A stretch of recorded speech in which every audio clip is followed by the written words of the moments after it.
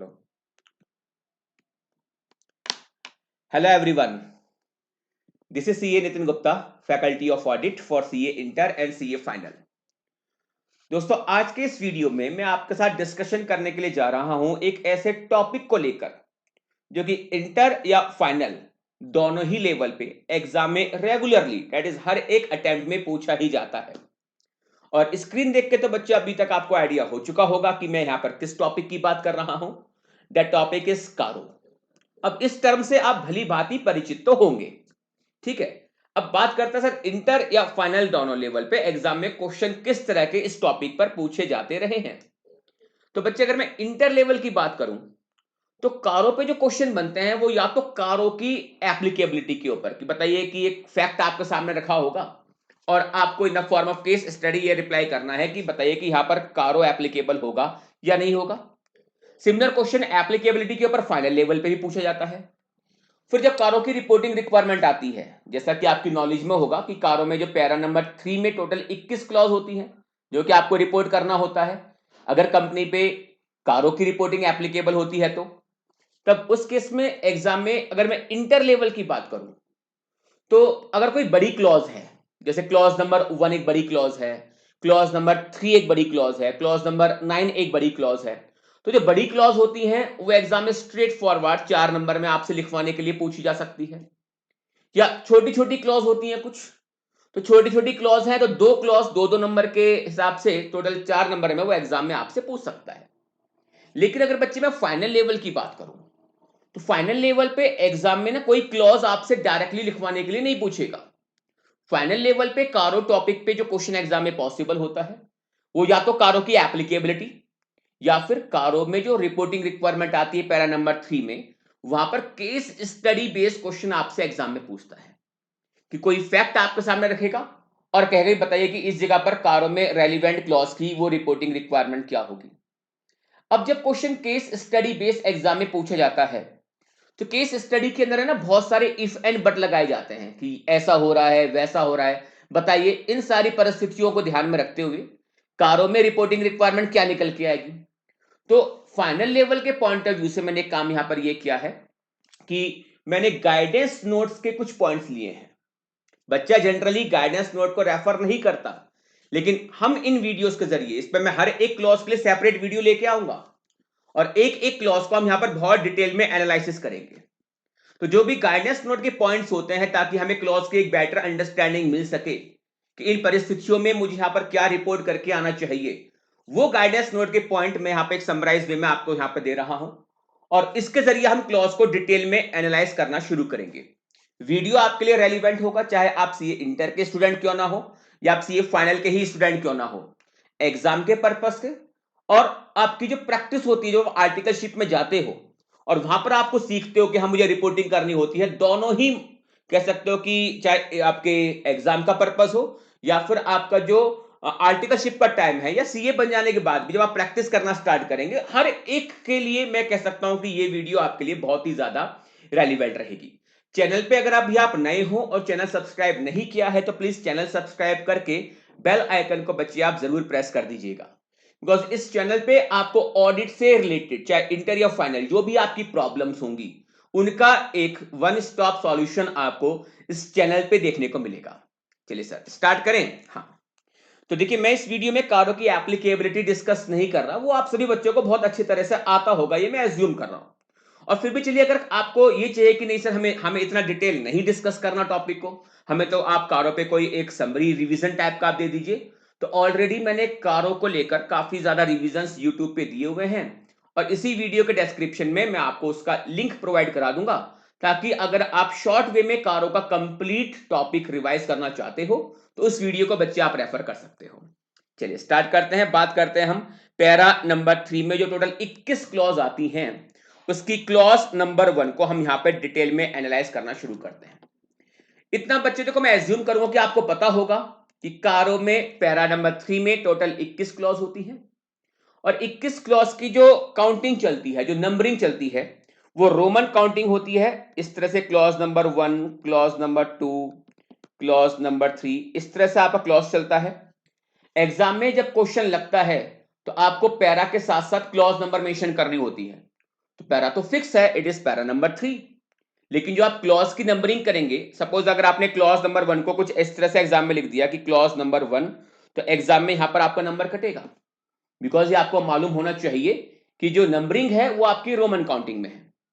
फिर कुछ क्लॉजेस के अंदर है ना आपको सब क्लॉज देखने को मिलेंगी, सब क्लॉज, और जो सब क्लॉज की नंबरिंग चलेगी वो स्मॉल लेटर्स में आपको देखने को मिलेगी, और उन सब क्लॉज के अंदर भी आपको क्लॉज देखने को मिलेंगी, और वो जो क्लॉज होंगी वो आपको कैपिटल लेटर्स में देखने को मिलेंगी। जैसे एग्जांपल देते हैं इसी क्लॉज को ध्यान में रखते हुए, it is clause number 1, clause 1 Roman counting में आया। इसमें टोटल 5 क्लॉज आपको देखने को मिलेंगी। कौन कौन सी देखिए, clause number A, clause number B, clause number C, clause number D and clause number E. ठीक है, इसे आप क्लॉज कह दीजिए या इसको आप सब क्लॉज कह दीजिए, बिकॉज मेन क्लॉज हमारी क्लॉज नंबर 1 हुई, पैरा नंबर 3 क्लॉज नंबर 1। इसमें आप कह सकते हो सब clause A, sub clause B, sub clause C, sub clause D, sub clause ई।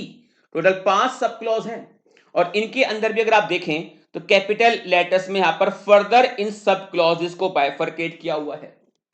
तो ध्यान रहे कि कैसे क्लॉज की नंबरिंग देखनी है। मेन क्लॉज आपकी रोमन काउंटिंग में रहेगी, उसके अंदर जो क्लॉज आएगी वो स्मॉल लेटर में रहेगी, और स्मॉल लेटर वाले क्लॉज के अंदर जो क्लॉज आ रही होंगी वो आपकी कैपिटल लेटर्स में मूव करेंगी। ये सारी बातें बच्चा इसलिए जरूरी है बिकॉज एग्जाम में जब आप अपने आंसर को प्रेजेंट कर रहे होंगे तो वहां पर अगर आपने इन चीजों को गलत मेंशन किया या इनको आपने मेंशन ही नहीं किया तो बिलीव मी एग्जाम में इस जगह पर नंबर कटने के पूरे पूरे चांस रहेंगे। बात छोटी सी है लेकिन बहुत गहरी है, ठीक है ना। तो एक एक नंबर को भी मैं इस तरह से खोना अफोर्ड नहीं कर सकता।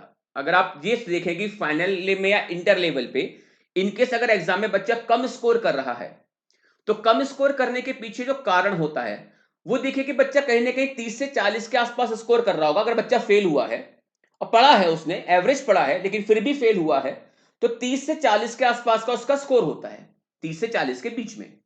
और वहां पर मैं ये देखता हूं कि बच्चे ने ऐसी कौन सी छोटी छोटी गलतियां करी हैं जिनको अगर वो इग्नोर करता, मतलब वो गलतियां अगर वो नहीं करता तो एग्जाम में इजीली वो पासिंग मार्क्स तक पहुंच सकता था। तो ये वो छोटी छोटी गलतियां होती है बेटा जो आपको पता भी नहीं होता और अनजाने में आपसे वो एग्जाम में हो जाती हैं। तो ये गलतियां करने से हम लोगों को शुरू से ही बचना है, तो इन चीजों का आपको शुरू से ध्यान रखना है। चलिए क्लॉज नंबर ए की बात करते हैं। क्लॉज नंबर ए यहां पर क्या कहता है, क्लॉज नंबर ए यानी क्लॉज नंबर 1 सब, इसमें क्लॉज नंबर ए आया, सब क्लॉज ए की बात करते हैं कैपिटल लेटर में। Whether the company is maintaining proper records showing full particulars including quantitative details and situation of PPE, property plant and equipment।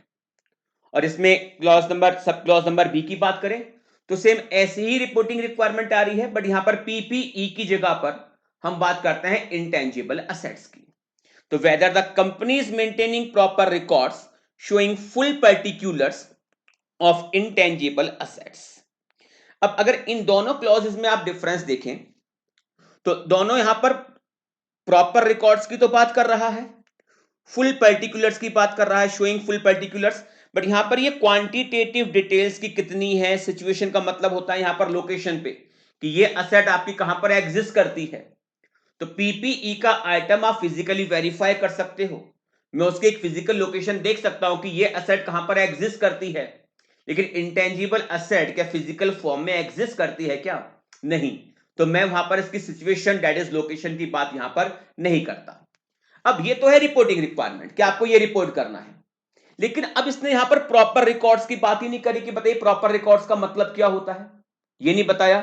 Full particulars, अब फुल पर्टिकुलर्स का मतलब क्या क्या जितने भी पर्टिकुलर्स हैं पीपीई को लेकर या इंटेंजिबल एसेट को लेकर वो सारे के सारे आपके जो प्रॉपर रिकॉर्ड्स हैं उसमें होने चाहिए। तो फुल पर्टिकुलर से मतलब क्या है, इन सारी बातों को लेकर ये जो हमारा ऑर्डर है दैट इज कारो, ये कंप्लीटली साइलेंट है।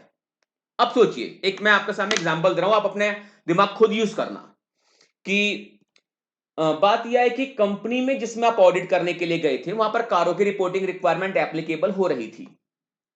जब आपने कंपनी के पीपीई या इंटेंजिबल असेट के जो आपने रिकॉर्ड्स कॉल किए तो कंपनी ने रिकॉर्ड्स मेंटेन नहीं किए हुए थे प्रॉपरली, मतलब प्रॉपरली का मतलब रेगुलर बेस पर उनको मेंटेन नहीं किया हुआ था। और मैंने पूछा कि सर ये अपडेट क्यों नहीं है आपका रजिस्टर? तो उन्होंने कहा कि सर ईयर एंड आने तक 31 मार्च तक हम इसको अपडेट कर देंगे। तो जब मैं ऑडिट कर रहा था तो मैंने वहां पर असेट को वेरीफाई करने के पर्पस के लिए भी उनसे रजिस्टर मांगा, लेकिन वो रजिस्टर उन्होंने ये कहते हुए मना कर दिया कि सर ये ना अभी अपडेटेड नहीं है।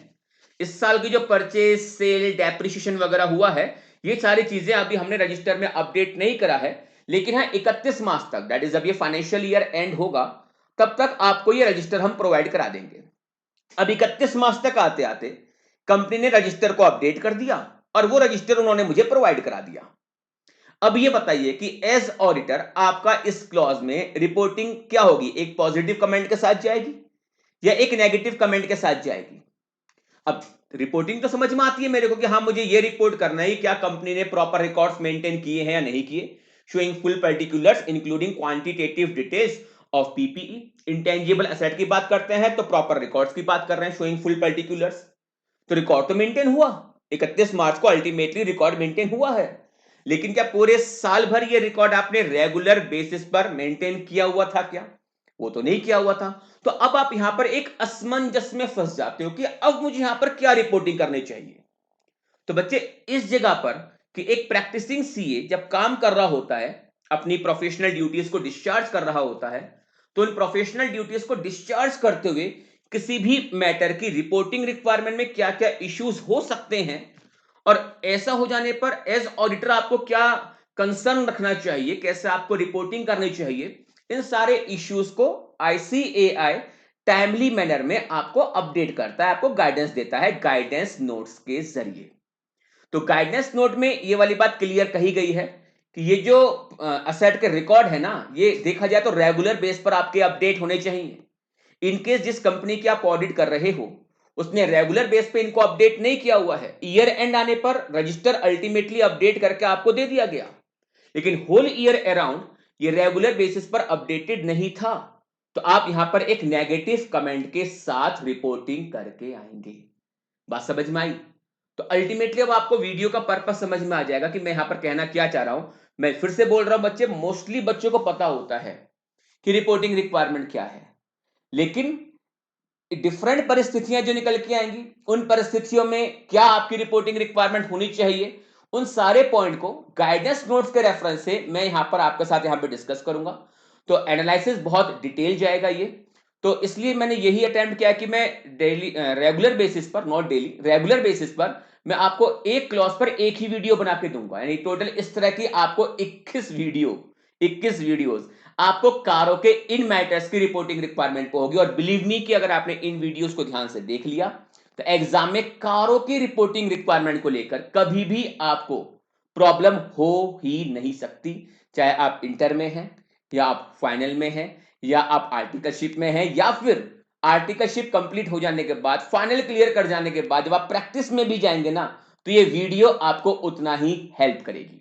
ठीक है, तो देखिए ध्यान से क्या क्या इश्यूज अब बन सकते हैं, पॉइंट्स टू बी कंसिडर्ड। और ये जो पॉइंट्स हैं, ये सारे पॉइंट्स बेटा मैंने गाइडेंस नोट से लिए हैं। सर क्या पूरा गाइडेंस नोट आपने यहाँ पे कवर किया है कि नहीं? बेटा मैंने पूरा गाइडेंस नोट कवर नहीं किया, मैंने उतना गाइडेंस नोट का टॉपिक लिया है जो मुझे लगता है कि हाँ एग्जाम में इनके ऊपर क्वेश्चन बन सकते हैं, या प्रैक्टिकल लाइफ में भी जब आप काम कर रहे होंगे तो ऐसे ऐसे इश्यूज आपके सामने आ सकते हैं। The order does not define as to what constitute proper record in general. However, the records relating to PPE should contain the following details कि क्या क्या डिटेल्स वहां पर होनी चाहिए। Sufficient description of PPE to make identification possible, PPE का एक description वहां पे आपको प्रॉपर देना चाहिए। Classification, that is the head under which it is shown in the accounts, that is plant and machinery, office equipment, etc. मुझे पता है भाई कि लैंड एंड बिल्डिंग है, फर्नीचर एंड फिक्सचर है, प्लांट एंड मशीनरी है, ऑफिस इक्विपमेंट है, all these are the items of PPE. तो प्रॉपरली इनको आप हेड्स के अंदर क्लासिफाई करिए। सिचुएशन, सिचुएशन का मतलब होता है लोकेशन, कि किस जगह पर ये एसेट आपकी एग्जिस्ट करती है। Quantity, that is number of units, इनकी ओरिजिनल कॉस्ट क्या थी।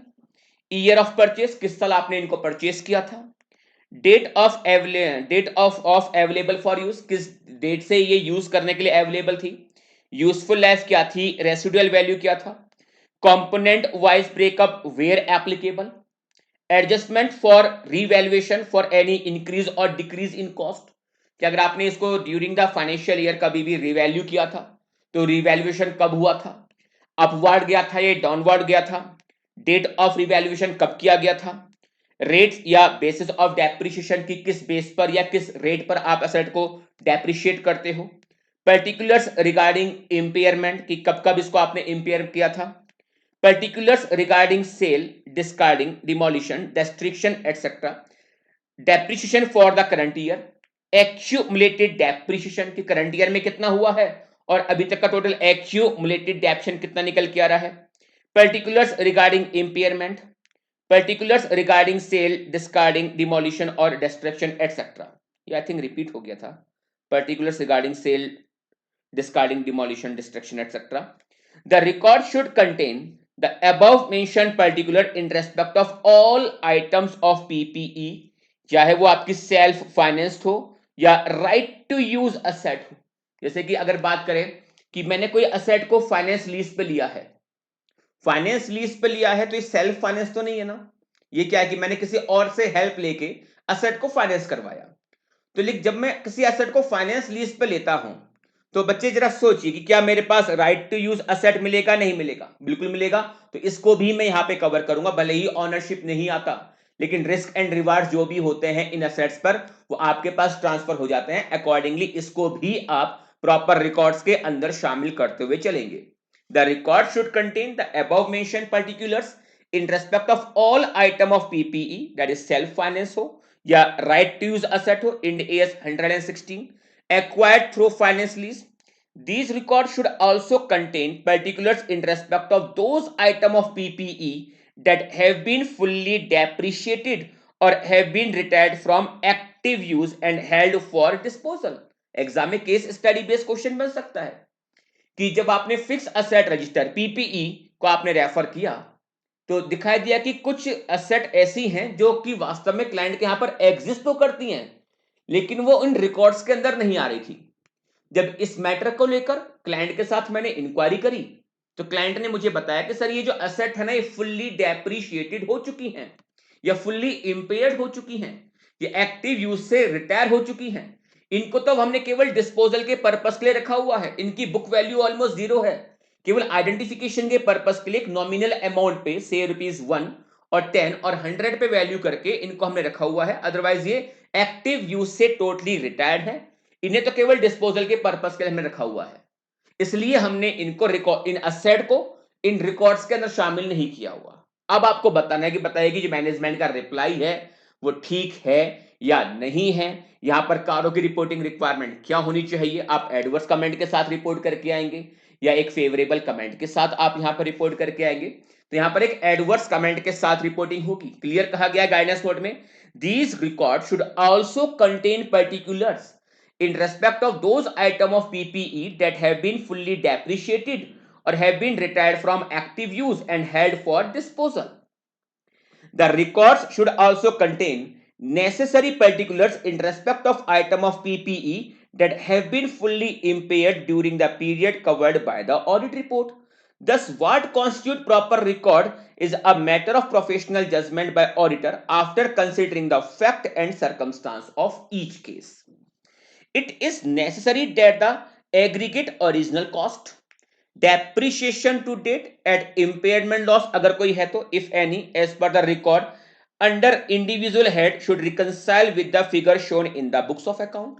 अब बुक्स ऑफ अकाउंट में तो आप कह सकते हो कि ये क्लोजिंग बैलेंस टाइप का आएगा, तो ओरिजिनली आपने इसने कितनी कॉस्ट पर परचेस किया था, कितना आपने इसको डेप्रिशिएट कर लिया है, इंटेंजिबल असेट है तो बोलेंगे कितना आपने इसको अमोर्टाइज कर लिया, कितना इंपेयरमेंट लॉस अगर कोई है तो वो आपने इसको प्रोवाइड करा दिया, कोई असेट को रिवैल्यू किया था, अपवर्ड था, डाउनवर्ड था, वो एडजस्ट कर लिया। अल्टीमेटली जो क्लोजिंग फिगर दिखाई दे रही है क्या वो आपके बुक्स ऑफ अकाउंट के साथ मैच कर रही है या नहीं कर रही है, इसका एक कंपैरिजन आपको करना चाहिए। Records can be maintain in manual form और इन इलेक्ट्रॉनिक फॉर्म। अगर आप इलेक्ट्रॉनिक फॉर्म में मेंटेन करते हो तो जो कंपनी अकाउंट रूल 2014 के अंदर आई थिंक वो रूल नंबर 3 है, जहां पर आप अपने रिकॉर्ड्स को इलेक्ट्रॉनिक मोड पर अगर रखते हो तो जो किन किन बातों का ध्यान रखना है, रूल में जो बातें बताई गई हैं उन सारी बातों को आपको फॉलो करना होगा अगर आप इनको इलेक्ट्रॉनिक मोड पर मेंटेन करते हो। लेकिन जरूरी नहीं है कि आपको इनको manual that is hard copy ही आपको मेंटेन करनी है, आप इलेक्ट्रॉनिक फॉर्म में भी ये रिकॉर्ड्स मेंटेन कर सकते हो। The purpose of showing the situation of PPE, situation का मतलब यहां पर उसकी सिचुएशन से नहीं है कि अच्छी कंडीशन या बुरी कंडीशन, सिचुएशन का मतलब यहां पर लोकेशन से होगा। The purpose of showing the situation of PPE is to make verification possible. There may, however, be certain classes of PPE whose situation keep changing. For example, construction equipment has to be moved to site. In such circumstances, it should be sufficient if record of movement या custody of equipment is maintained. तो ठीक है, जो आपका ये movement हुआ है या इस किसकी कस्टडी में है, ये सारी बातें अगर आपके रिकॉर्ड्स में आ रही है तो सिचुएशन वाले पॉइंट पर फिर मैं एक पॉजिटिव कमेंट के साथ रिपोर्ट करूंगा। Where assets like furniture etc. located in the residential premises of member of the staff, the PPE register should indicate the name and designation of the person who has custody of the asset for the time being. भाई कई बार company अपने officers को, employees को अपनी asset use करने के लिए दे देती है ना, तो उस केस में जो असेट है वो किसी ऑफिसर की कस्टडी में है तो उसका नाम और उसका जो डेजिग्नेशन है वो प्रॉपर आपको रजिस्टर में मेंशन करना होगा।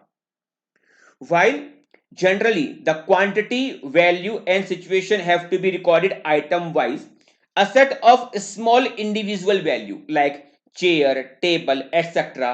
may be conventionally grouped for the purpose of entry in PPE register. Similarly, for assets having same useful life, it may not be necessary to indicate the accumulated depreciation for each item. Instead, depreciation for the group as a whole may be shown.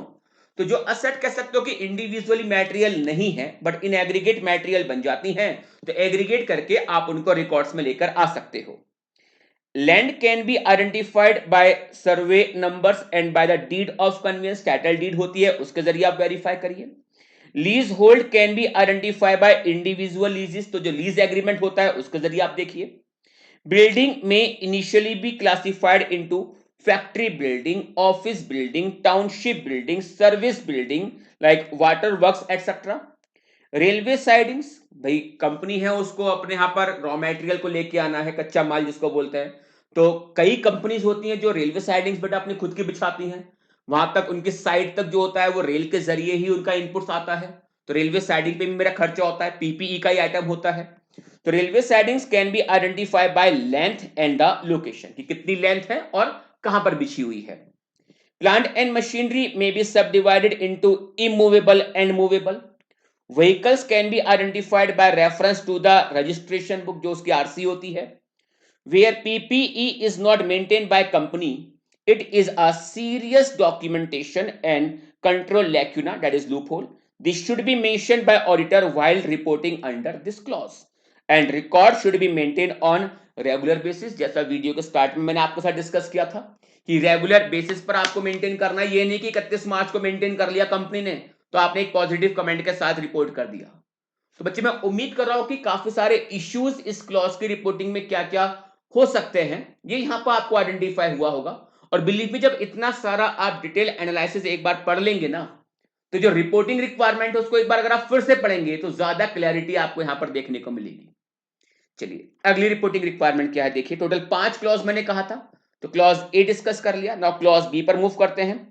Whether these PPE have been physically verified by management at reasonable intervals, क्या PPE को management reasonable interval पे verify करता है नहीं करता। Whether any material discrepancies were noticed on such verification, कि जब management ने अपने PPE को फिजिकली वेरीफाई किया था तो क्या उन्हें कोई मैटेरियल डिस्क्रिपेंसी नोटिस हुई थी, और इफ सो का मतलब कि अगर आप कहते हैं कि हाँ मैटेरियल डिस्क्रिपेंसी नोटिस हुई थी, whether the same have been properly dealt with in the books of account, क्या आपने इनको बुक्स ऑफ अकाउंट में प्रॉपर्ली डील किया या नहीं किया। पीपीई को फिजिकली वेरीफाई देखो मैं करता हूं क्योंकि मुझे पता है कि मुझे रिपोर्टिंग करनी होती है क्या असेट बैलेंस शीट डेट पर वास्तव में एग्जिस्ट करती हैं या नहीं करती। लेकिन ये जो क्लॉज की रिपोर्टिंग है ये मेरे वेरिफिकेशन पे नहीं है, ये क्लॉज की रिपोर्टिंग मैनेजमेंट के वेरिफिकेशन पर है। कि क्या मैनेजमेंट, जिस कंपनी की मैं ऑडिट कर रहा हूं, उस कंपनी का मैनेजमेंट क्या पीपीई को रीजनेबल इंटरवल्स पर फिजिकली वेरीफाई करता है या नहीं करता। फिर दूसरी रिपोर्टिंग रिक्वायरमेंट और निकल के आई यहां पर, देखो ये इसकी पहली रिपोर्टिंग रिक्वायरमेंट है, whether these PPE have been physically verified by management at reasonable intervals। ये पहली रिपोर्टिंग रिक्वायरमेंट आई। इसी में अब अगली रिपोर्टिंग रिक्वायरमेंट कि whether any material discrepancy were noticed on such verification, क्या इस वेरिफिकेशन में कोई मैटेरियल डिस्क्रिपेंसी नोटिस हुई थी। और अगर आप कहते हो कि हां कोई मैटेरियल डिस्क्रिपेंसी आई थी, तो तीसरी रिपोर्टिंग रिक्वायरमेंट ऑल खुल जाएगी, whether the same have been properly dealt with in the books of account। यानी कि यहां पे दो रिपोर्टिंग तो पक्का है, मैनेजमेंट के फिजिकल वेरिफिकेशन का रीजनेबल इंटरवल पे, और क्या उन्हें कोई मैटेरियल डिस्क्रिपेंसी मिली थी या नहीं मिली थी। अगर कोई मैटेरियल डिस्क्रिपेंसी नहीं मिली थी तो अगली रिपोर्टिंग नहीं खुलेगी, बट आपने कहा कि नहीं मैटेरियल डिस्क्रिपेंसी मिली थी, एफर्मेटिव कमेंट के साथ आपने यहां पर कहा है, तो उस केस में अब रिपोर्ट करना है कि क्या ये प्रॉपरली बुक्स में डील हुआ या नहीं हुआ। बुक्स में डील होने का मतलब क्या है यहां पर, बुक्स में डील होने का मतलब क्या, अब ये बुक्स में से राइट ऑफ होना चाहिए। आपका रजिस्टर कह रहा है कि ये असेट की क्वांटिटी 100 होनी चाहिए, बट फिजिकल काउंटिंग में सपोज 60 निकल के आती है, तो एज पर योर रिकॉर्ड्स ये असेट आपकी 100 होनी चाहिए, काउंटिंग में आपकी 60 निकल के आ रही है, तो जो 40 का आइटम आपका कह सकते हो कि गायब हो गया, ये एक कह सकते हो कि एक मैटेरियल डिस्क्रिपेंसी है। मैटेरियल तो है, अच्छे खासे अमाउंट की है, अब मैटेरियलिटी क्या है क्या नहीं आपके जजमेंट पर डिपेंड करेगा। लेकिन जो मैंने आपको एग्जांपल दिया कि 60 हैं और 100 होनी चाहिए थी, तो इसका मतलब 40 असेट गायब हैं, मिस एप्रोप्रिएट हो चुकी हैं। तो ठीक है, फिर उसमें जिस भी पर्सन पे एक्शन लेना है आप एक्शन लेते रहना, लेकिन बुक्स तो क्लीन करिए। और बुक्स को क्लीन करने का मतलब कि मैं जो असेट अब गायब हो चुकी हैं उनको बुक्स में से राइट ऑफ करवाएंगे। तो क्या मैनेजमेंट ने प्रॉपरली इनको डिस्क्रिपेंसी को बुक्स ऑफ अकाउंट में डील किया है या नहीं किया। अब देखिए यहां पर क्या क्या इफ एंड बट इस क्लॉज की रिपोर्टिंग रिक्वायरमेंट में लिख सकते हैं। Physical verification of asset is the responsibility of management and therefore has to be carried out by management itself and not by the auditor.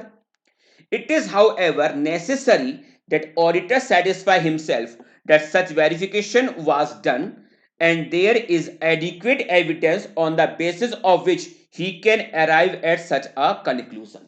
अब सपोज कि मैंने management के साथ बैठ के डिस्कशन किया कि सर आपने फिजिकली वेरीफाई किया था, बोले हाँ किया था। मैंने कि कोई मैटेरियल डिस्क्रिपेंसी मिली थी, उन्होंने कहा नहीं मिली थी। केवल ये इंक्वायरी करके मैं इस क्लॉज पर रिपोर्टिंग थोड़ी करके आऊंगा। अब कहने को तो बहुत अच्छा लगता है सुनने में कि हाँ बस इतनी तो रिपोर्टिंग करनी है कि क्या मैनेजमेंट रीजनेबल इंटरवल पे असेट को फिजिकली वेरीफाई करता है नहीं करता, क्या उन्हें कोई मैटेरियल डिस्क्रिपेंसी नोटिस हुई थी, अगर हुई थी क्या प्रॉपरली बुक्स ऑफ अकाउंट में डील हुआ या नहीं हुआ। ये रिपोर्टिंग पढ़ने में समझ में आती है, पर प्रैक्टिकली जब आप काम करने के लिए जाएंगे इसमें इश्यूज आएंगे। अब मैनेजमेंट से मैंने पूछा कि सर क्या आप रीजनेबल इंटरवल्स पे असेट को वेरीफाई करते हो, बोले हाँ करते हैं। क्या कोई मैटेरियल डिस्क्रिपेंसी मिली, बोले नहीं मिली। अब बताओ क्या आप रिपोर्ट, क्या केवल इसी इंक्वायरी के बेस पर आप रिपोर्ट कर देंगे क्या, नहीं। अगर उन्होंने कहा कि हाँ सर मैंने फिजिकली वेरीफाई किया था, तो ठीक है सर, कुछ ना कुछ एक काउंट शीट तो रही होगी ना। जब आप वेरीफाई करने के लिए गए होंगे तो हवा में तो वेरीफाई नहीं करा होगा, जो भी वेरीफाई किया होगा, जो भी काउंट रिजल्ट आया होगा प्रॉपर आपने शीट में लिखा होगा। ठीक है, तो जो आपका पीपीई का रजिस्टर है मुझे वो दिखाइए, पीपीई का रजिस्टर वो दिखाइए कि एज पर रिकॉर्ड कितना होना चाहिए, और आपकी एक्चुअल काउंटिंग क्या निकल के आई थी, मैं उसके साथ कंपेयर करूंगा, देखूंगा कि क्या कोई मैटेरियल डिस्क्रिपेंसी उनको मिली भी थी या नहीं मिली थी। तो नो डाउट आप इंक्वायरी तो करेंगे, लेकिन मुझे इंक्वायरी के अलावा जो भी उन्होंने जब काउंट किया होगा और जो काउंट रिजल्ट रहा होगा, मुझे उन सबका उनसे कॉपी कॉल करनी होगी। या फिर एक तरीका ये हो सकता है कि मैं मैनेजमेंट को बोल के रखूंगा कि सर जब भी आप अपनी असेट को वेरीफाई करेंगे तो प्लीज मुझे आप इंफॉर्म करेंगे, मैं भी आपकी असेट की फिजिकल वेरिफिकेशन वाली काउंटिंग को अटेंड करूंगा। आप यहां पर ऑब्जर्वेशन कर सकते हो, और इनकेस अगर ऑब्जर्वेशन आप नहीं कर पाए थे, मैनेजमेंट जब आप काम कर रहा था उस टाइम पे अगर आप उनको ऑब्जर्व नहीं कर पाए थे, तो फिर आपको फिर डॉक्यूमेंट कॉल करने होंगे। अब जब मैनेजमेंट फिजिकली वेरीफाई करने के लिए गया होगा, तो जो टॉप लेवल होगा उन्होंने कुछ ना कुछ इंस्ट्रक्शन इन राइटिंग दी होगी कि कब कौन सी एसेट आपको फिजिकली वेरीफाई करनी है, काउंट रिजल्ट रहा होगा, ये सब कुछ आपको उनसे कॉल करना है, उनके बेसिस पर ही आप इस क्लॉज पर रिपोर्टिंग कर पाएंगे। So it is, however, necessary that the auditor satisfy himself that such verification was done and that there and there is adequate evidence on the basis of which he can arrive at such a conclusion. The auditor may prefer to observe the verification, particularly when verification of all asset can be made by the management on a single day or within a relatively short period of time. तो अगर client का entity small entity है और मुझे लगता है एक short time में या एक दिन में इनकी वेरिफिकेशन हो सकती है, तो आप ट्राई करिए कि जिस दिन वो काउंट करें आप उनको फिजिकली अटेंड करें, उनको ऑब्जर्व करें. If, however, verification is a continuous process or if auditor is not present when verification is made, then he should examine the instruction issued to staff, which should therefore be in writing by the management, and should examine the working paper of the staff to substantiate the fact that verification was done and to determine the name and competence of the person who did the verification. तो किस person ने किया था, उसका नाम और उसकी competency क्या थी, वो कहीं ना कहीं आप डॉक्यूमेंट करिए. It is also possible that verification is made by outside expert agencies engaged by management for the purpose. ठीक है कि मैनेजमेंट खुद नहीं कर रहा, उन्होंने ये काम किसी को आउटसोर्स किया था, तो ठीक है, आउटसोर्स किया था, उसने काम किया होगा, उसने रिपोर्टिंग करी होगी, तो उस रिपोर्ट की एक कॉपी आप यहां पर कॉल करिए for the purpose of reporting under this clause. This clause requires the auditor to report whether the management has verified PPE at reasonable interval. What constitute reasonable interval depend upon the circumstance of each case. The factors to be taken into consideration in this regard include the number of asset, the nature of asset, the relative value of asset, difficulty in verification, situation and geographical spread of the location of the asset, etc. Because देखो आप reasonable interval की बात कर रहे हो. अब सोचिए कि अगर एक स्मॉल एंटिटी है और उसकी सारी जो असेट है वो केवल एक ही कह सकते हो कि एक ही शहर के अंदर या एक ही बिल्डिंग के अंदर है, तो यहां पर साल में कम से कम एक बार आपको वेरीफाई करनी चाहिए, साल में कम से कम एक बार. लेकिन just like Reliance industries limited है या टाटा का एग्जांपल आप ले सकते हो, अगर इस तरह की कोई कंपनी है टाटा मोटर्स, तो उसकी जो असेट है बेटा वो तो इंडिया में डिफरेंट लोकेशंस पे होंगी. तो क्या वो हर साल ये काम करे? बिकॉज हो सकता है कि यहां पर फिजिकल वेरिफिकेशन अगर हम करते हैं तो 3 से 4 महीने का टाइम लग जाएगा, हर साल पॉसिबल नहीं है. तो उस केस में यहां पर क्या होगी, जिस एंटिटी का साइज जितना छोटा होगा तो उस केस में क्या होगा कि आपको साल में कम से कम एक बार करना चाहिए. बट अगर एंटिटी का साइज बड़ा है तो जरूरी नहीं है कि ये हर साल हो, उस केस में कम से कम साल में 3 साल में कम से कम एक बार होनी चाहिए. एग्जाम में इसके ऊपर फाइनल लेवल पर क्वेश्चन लगा हुआ है, तो बच्चे प्लीज इस पॉइंट को ध्यान से आप देखना. The management may decide about the periodicity of physical verification of PPE considering the above factors. While an annual verification may be reasonable, it may be impracticable to carry out the same in some cases. बड़ी entity होगी, हर साल नहीं कर सकते. Even in such case, the verification program should be such that all assets are verified at least once in every 3 years. तो साल में 3 साल में कम से कम एक बार फिर वो वेरीफाई कर रहा हो. अब अगर कंपनी कहती है सर हम तो 5 साल में एक बार वेरीफाई करते हैं, तो ये रीजनेबल इंटरवल नहीं है, तो मैं वहां पर एक एडवर्स कमेंट के साथ रिपोर्ट करके आऊंगा. अब एक स्मॉल एंटिटी है, वो भी कह रही है सर हम भी 3 साल में एक बार करते हैं, तो ये भी एक रीजनेबल इंटरवल नहीं है. स्मॉल एंटिटी है, वो एक दिन में या 3-4 दिन में अपनी सारी की सारी असेट्स को फिजिकली वेरीफाई कर सकती थी, बट वो 3 साल में एक बार कर रही है, तो नहीं, ये एक रीजनेबल इंटरवल नहीं है. Where verification of all asset is not made during the year, it will be necessary for the auditor to report the fact, but if he is satisfied regarding the frequency of verification, he should make a suitable comment to that effect. तो ये वाला जो point था ये exam के purpose के लिए आपका रेलिवेंट है, इसके ऊपर एग्जाम में केस स्टडी बेस्ड क्वेश्चन पूछा जा चुका है. The auditor is required to state whether any material discrepancies were noticed on verification, and if so, whether the same have been properly dealt in the books of account.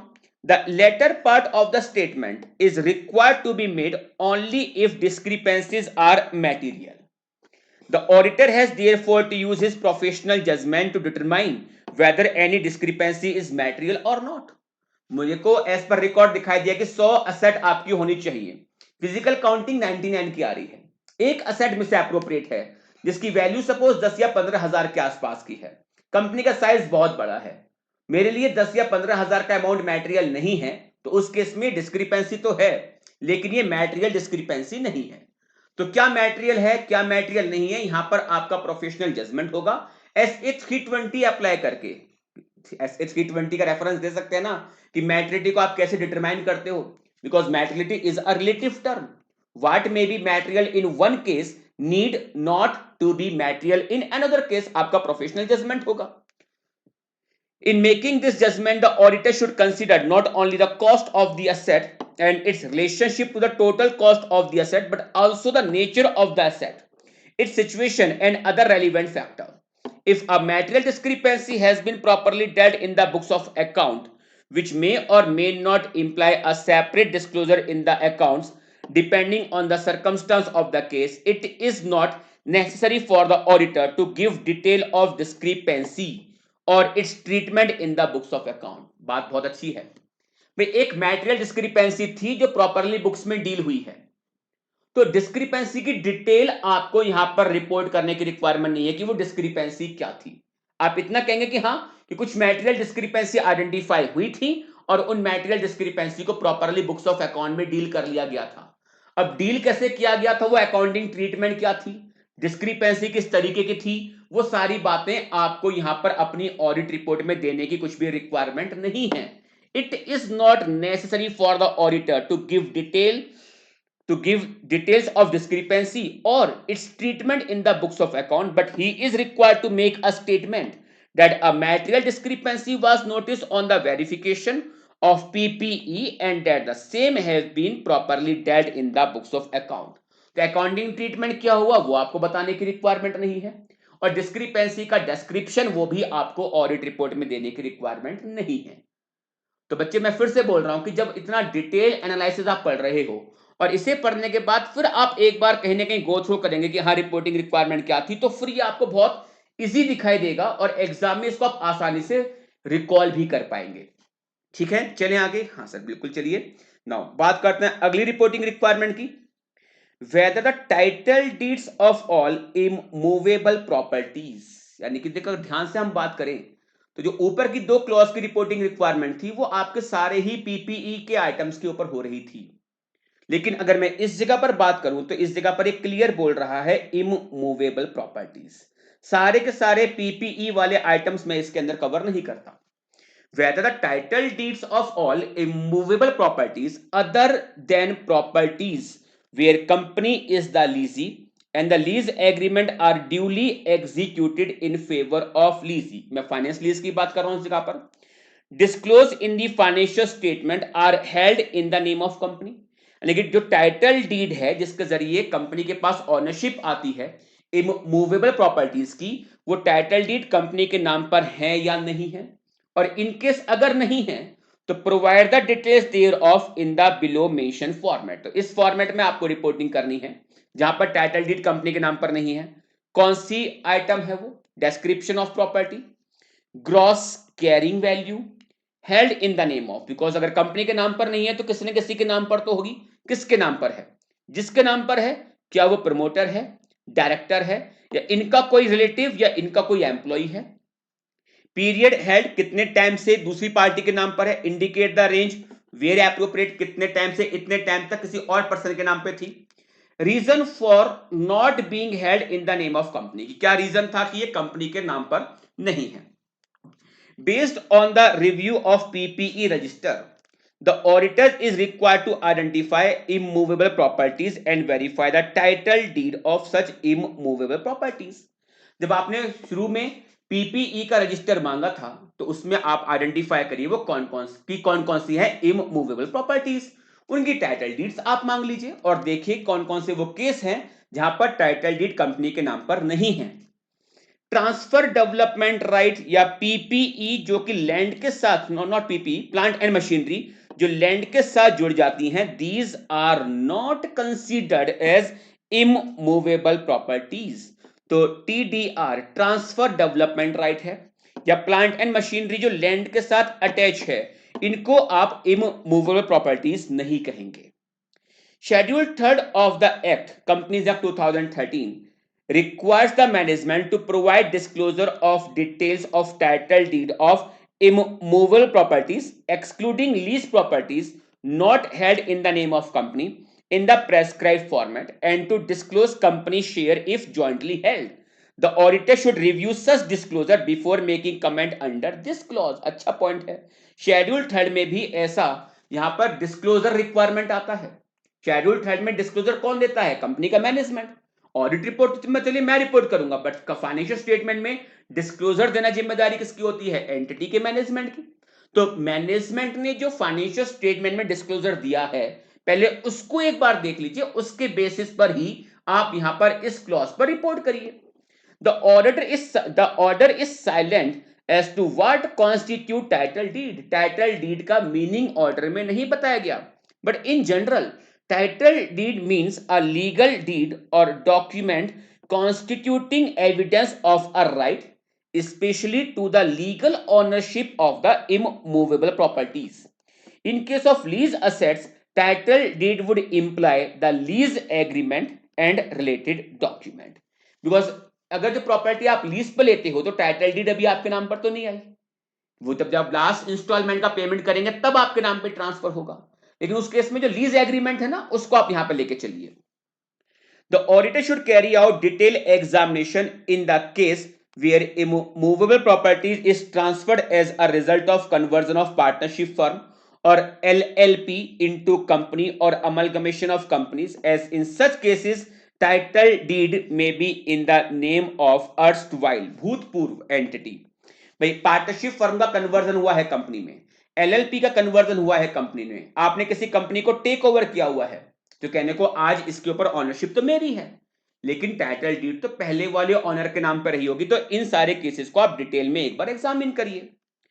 Where the title deed of immovable property have been mortgage with the bank या FI for securing the borrowing. आपने कोई land है आपके नाम पर है, building आपके नाम पर है, और उसको गिरवी रख के आपने कोई लोन लिया हुआ है, and loan raised by the company, a confirmation about the same should be sought from the respective institution to this effect. The auditor may also consider verifying this information from online record if available of the relevant state. External confirmation आप यहां पे करिए। There may be instances where the title deed were lost accidentally or otherwise. In such cases, the certified copy of document as available with the company and details about the FIR filed about loss of such document need to be obtained and documented.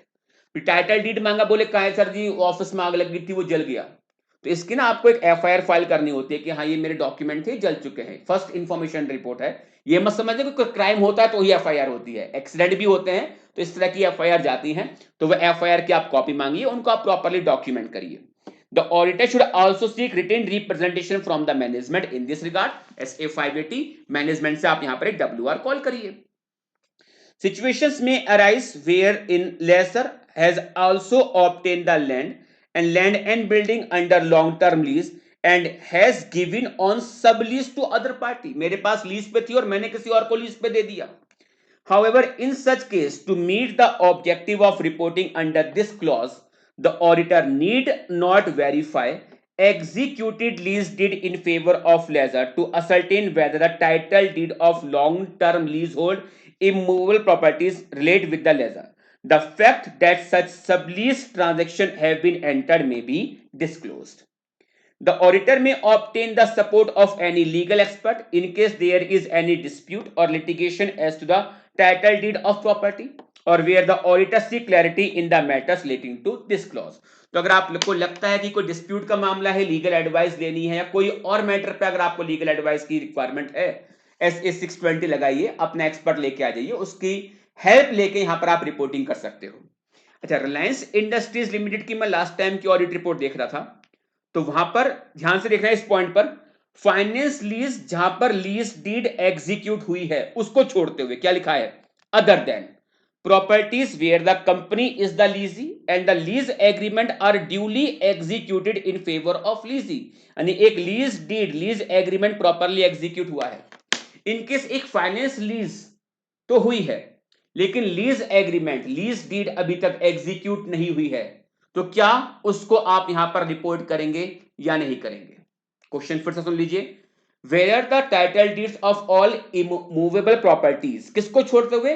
बोले finance lease का मामला यहां पे cover मत करिए, but condition lease deed execute हुई हो and lease agreement are duly executed.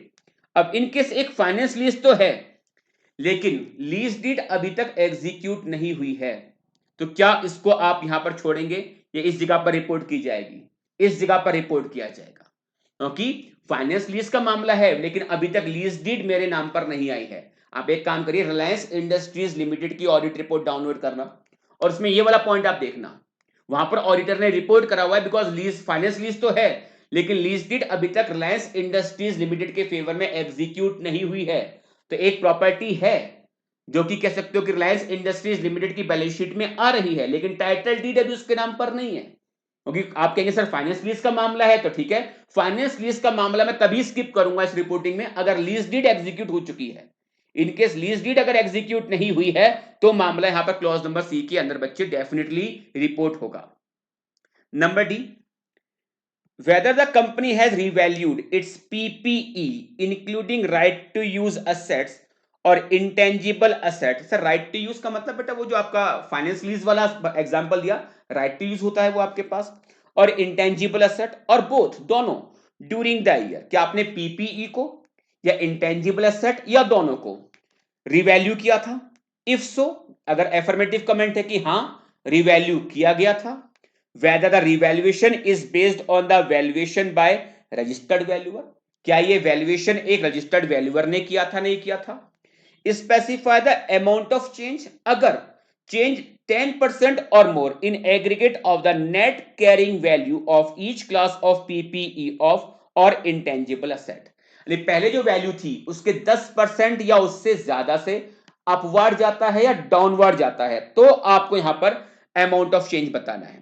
In case amount of change 10% से कम का है, पुरानी जो बुक वैल्यू आ रही थी उससे 10% से कम का है, तो उस केस में अमाउंट ऑफ चेंज आपको नहीं बताने, वो सारे अमाउंट ऑफ चेंज आपको बताने हैं अगर चेंज होने की वजह से पुरानी वैल्यू के कंपैरिजन में 10% या उससे ज्यादा का अपवर्ड गया है या डाउनवर्ड हुआ है। Revaluation of asset is the process by which the carrying value of asset is adjusted upward or downward in response to major changes in its fair market value.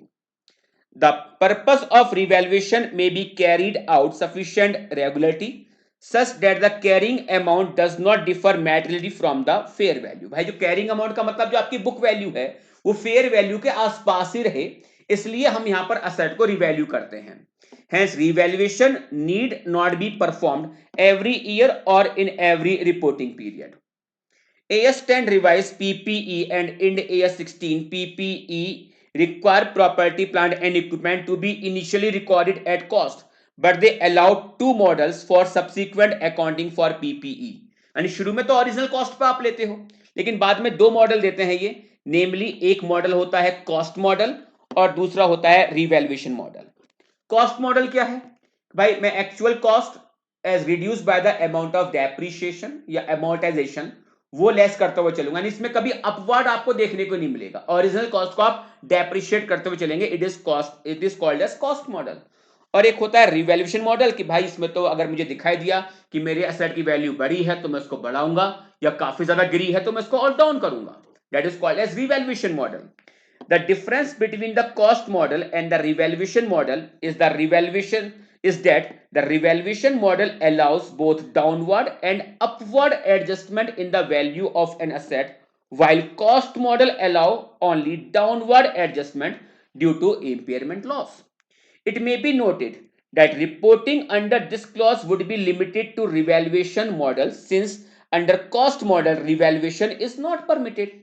Further, reporting under this clause will cover both upward and downward revaluation under revaluation model। यानी कि नहीं कि केवल downward गया है, upward हो या downward हो वो आपको रिपोर्ट करना है। अमाउंट ऑफ चेंज का पता नहीं है, वो अगर वो 10% या उससे ज्यादा का अपवर्ड गया वो डाउनवर्ड आया।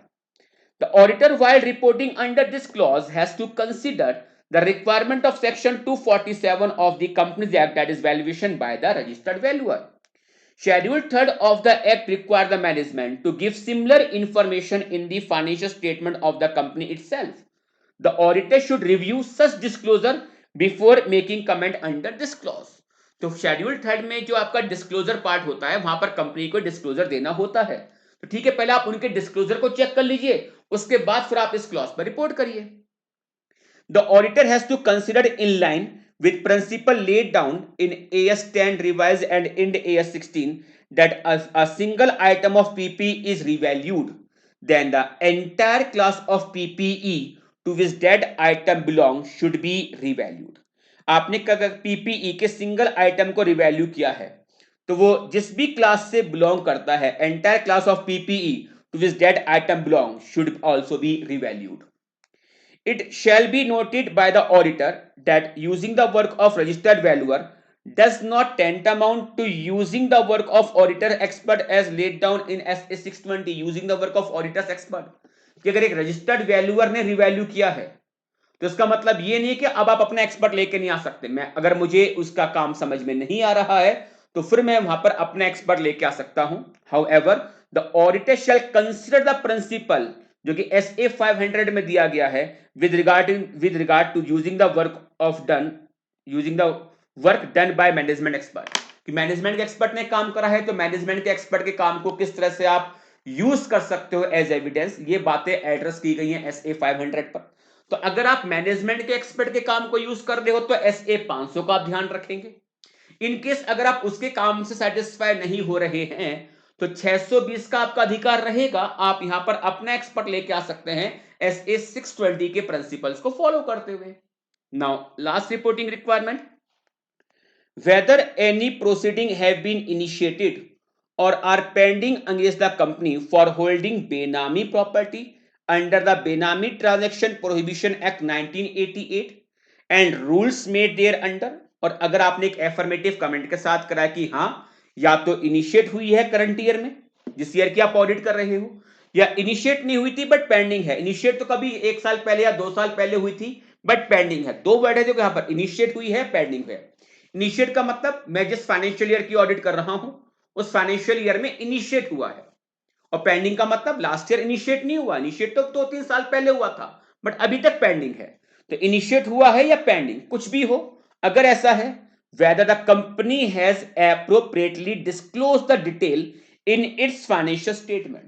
तो आपको ना डिटेल नहीं बतानी इस जगह पर कि क्या बेनामी ट्रांजैक्शन का लेके क्या क्या डिटेल्स थी वो रिपोर्ट नहीं करना.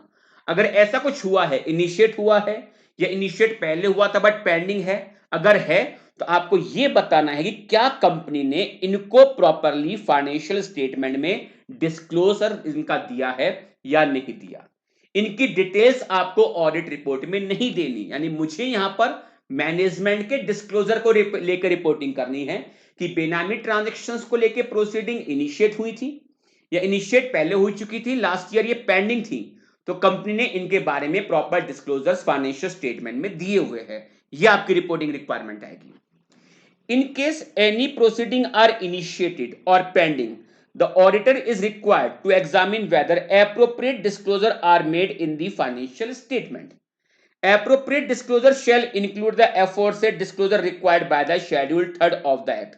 इन्होंने बोला ना appropriately disclose, तो appropriately disclosure का मतलब क्या होगा, जैसा शेड्यूल 3rd की रिपोर्टिंग रिक्वायरमेंट है, डिस्क्लोजर रिक्वायरमेंट है बाय द मैनेजमेंट, क्या मैनेजमेंट ने शेड्यूल 3rd की वो डिस्क्लोजर रिक्वायरमेंट को पूरा करते हुए प्रॉपर डिस्क्लोजर्स नोट्स में दिए हैं या नहीं दिए. Consequential impact on the financial statement or the liability that may arise in case of proceeding are decided against the company. Depending on the merits of the case, the auditor is also required to evaluate whether the liability is required to be disclosed as contingent liability or whether provision are required to be made. अगर ऐसी proceeding की वजह से कोई contingent liability बनती है तो उसका डिस्क्लोजर आप देखिए. अगर प्रोविजन बनाने की रिक्वायरमेंट आती है तो क्या कंपनी ने प्रॉपर प्रोविजंस क्रिएट करे हैं या नहीं की. Where the proceeding are initiated post balance sheet date but before the signing of auditor's report. मैं फाइनेंशियल ईयर 22-23 की ऑडिट कर रहा था, 22-23 तक इनिशिएट नहीं हुआ, अप्रैल के महीने में हुआ, अप्रैल 23 में ऑडिट रिपोर्ट साइन करने से पहले. तो देखा जाए तो ना तो इनिशिएट हुआ ना पेंडिंग हुआ, लेकिन क्या इस जगह पर रिपोर्टिंग करना बनता है, सब्सिक्वेंट इवेंट का आपको ध्यान रखना होगा. Whether the proceeding are initiated post balance sheet date but before the signing of auditor's report, the auditor should consider the requirement of SA 560 subsequent event for the purpose of reporting under this clause. For the purpose of ascertaining whether any proceeding are initiated or are pending, the auditor should make necessary inquiries from the management, including obtaining management representation letter, written representation. The auditor may also review the legal expense account to ascertain whether any expense have been incurred by company in respect of proceeding under the aforesaid act. The auditor should also review the minutes of meeting of the board of directors. कुछ कुछ पता है कहां पे दिमाग चलना चाहिए आपका? SA 501 लिटिगेशन एंड क्लेम के मामले जो होते थे ना, उनकी एग्जिस्टेंस को लेकर या उनकी कंप्लीटनेस को लेकर कि जितने मामले थे वो सारे मामले आपने प्रॉपरली डील किए या नहीं किए, तो कंप्लीटनेस को लेकर आपको एविडेंस ऑब्टेन करने थे। तो SA 501 में यही पॉइंट बोले हुए थे, लीगल एक्सपेंस अकाउंट को रिव्यू कर लीजिए, मिनट्स को आप देख लीजिए, इंक्वायरी कर लीजिए, ऑडिट कमेटी की मीटिंग्स हैं, risk management committee and other secretarial records to verify whether any reference to proceeding against the company under the aforesaid act has been made. It may be noted that reporting under this clause is limited to the adequacy of disclosure in the financial statement and to cases where appropriate, where proceedings are initiated with the company being treated as a benamidar. The reporting is not applicable where the notice is received by a company as a beneficial owner. अगर कोई notice वगैरह आया हुआ है तो इसको मैं proceeding नहीं कह सकता। तो इसका मतलब ये नहीं कि अगर नोटिस आया तो भी आपने इस क्लॉज पर रिपोर्टिंग करी है। ये तभी होगा जब या तो कोई प्रोसीडिंग इनिशिएट हुई है, इनिशिएट पहले हुई थी और वो अभी तक पेंडिंग है, और कंपनी ने बस आपको देखना है कि क्या कंपनी ने इनको लेकर as per the requirement of schedule 3 disclosures proper दिए हैं या नहीं दिए। Is it clear? तो बच्चे मैं उम्मीद कर रहा हूं कि आपको टॉपिक बहुत अच्छे तरह से आप एक लर्निंग हुई होगी कि क्या क्या इश्यूज हो सकते हैं जब आप पैरा नंबर 3 के क्लॉज नंबर 1 पे रिपोर्ट करते हो। कोई भी डाउट है किसी भी टॉपिक पर, क्लास रिलेटेड कोई इंक्वायरी है आपकी, तो ये 2 व्हाट्सएप नंबर है, कॉल कर सकते हो, मैसेज कर सकते हो, डायरेक्टली आप इन नंबर के जरिए मेरे साथ आप कनेक्ट रह सकते हो। जरूरी नहीं कि बेटा आपने अगर मुझसे क्लास ली है तो ये मुझसे आप अपने डाउट पूछेंगे। नो मैटर कि आपने मुझसे क्लास ली, आप मुझसे पढ़े या नहीं पढ़े, क्लास आपने कहीं से भी ली हो, इन 2 नंबर के जरिए आप मेरे से कनेक्टेड रहेंगे।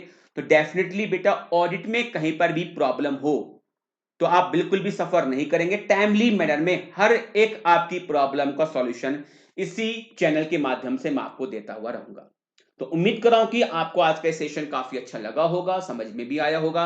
वीडियो पसंद आई तो प्लीज लाइक करना, चैनल को सब्सक्राइब करना और बेल आइकन को प्रेस करना मत भूलिएगा। मिलूंगा जल्दी ही आपसे नेक्स्ट वीडियो में, जहां पर जो क्लॉज नंबर 2 आएगी, जहां पर हम बात करेंगे उसमें रिपोर्टिंग रिक्वायरमेंट के अंदर क्या क्या इश्यूज हो सकते हैं उस टॉपिक को लेकर। Thanks to all of you.